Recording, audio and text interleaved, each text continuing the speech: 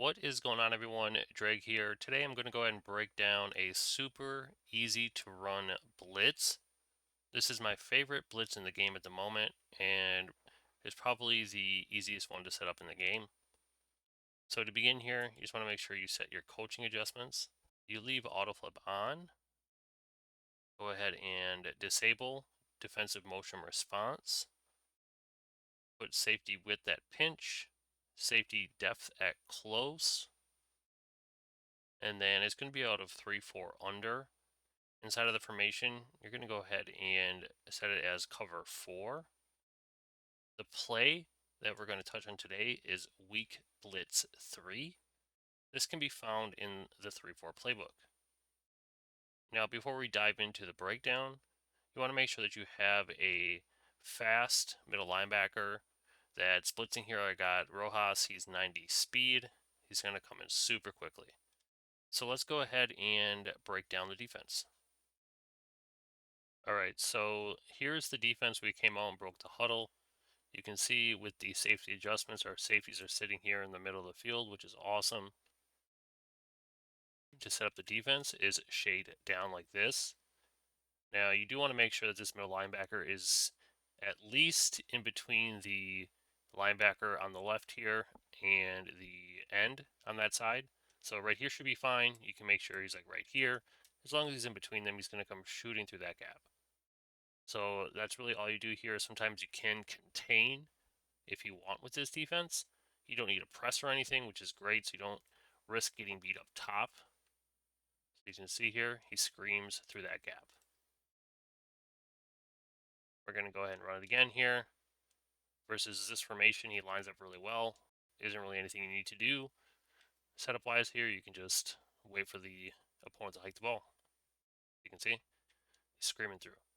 So you are sending 5 people with this blitz, but it comes in super quickly and is going to force them to block somebody. So either a tight end or the running back. So versus a blocked running back here, you can easily set up the defense. What I'll like to do here, I go ahead and stand in the gap here, and we'll just kind of hesitate for a split second.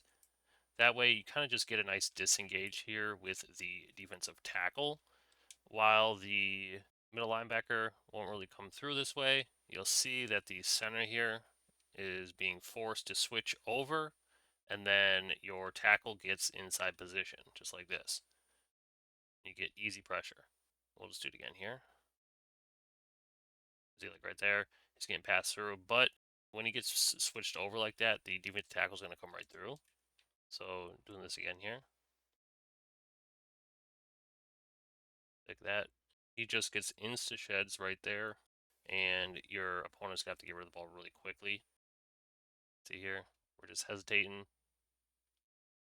Then he gets that inside position, and there comes the defense tackle. So when your opponent is blocking the running back, I'll usually do that just to make sure that you can get somebody home. So like that time he came right through. Let's do it again here. Let's hover down there. Right there, here he comes, right off the block just like that. And that's just what I like to do with this defense if my opponent is blocking the running back. You can see right through. Let's do it one more time. So that time, I was able to force the running back to miss. Like I stated, sometimes you will get that to happen as well. Here he comes. Extender activated, but we were still able to get the sack. So I've come out with a formation that's flipped. You can see with auto flip, he's going to blitz off the non-strong side of the formation. So we have a blocked running back here, so I'm just going to stand like normal. You can see how that works with the defense tackle getting these insta sheds if you stand in the gap there.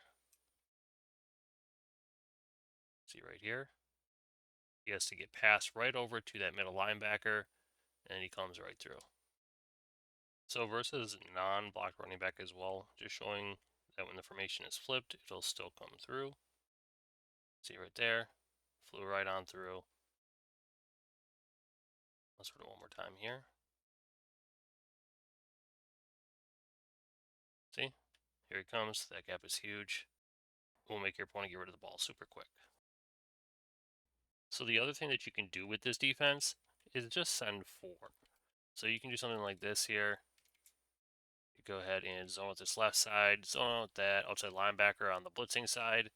Sometimes the middle linebacker will come through with the send 4, but usually this is just something that you'll throw at your opponent just to throw them off so you're not sending 5 every down. If you look at the replay, you can see that he was coming through the gap. It's just a locked running back, so he kind of got picked up right there. But you can see how there's a gap and an opening for him to shoot through while only sending 4. At the very worst, it's just something different, and then you still have decent coverage behind it. Like right there, here he comes. Here we go again. Right there. The defensive tackle gets some nice sheds when they have to swing over to guard this middle linebacker. And like I stated, you can put him in the middle. You can put him more towards the end if you want. You just got to make sure he's in between one or the other. I just had a terrible user. Aside from that here, if you're sending 5, I'll either run it like this with just shade down, and then you can switch stick around. Or I'll do this look here with the safety in a deep half here, and then the outside corner in a cloud flat. Those are just the 2 easiest shells that you can throw at your opponent without having to make too many adjustments, because in this game you get quick hiked a lot. So you want to be quick with your shells, so one or the other is very good.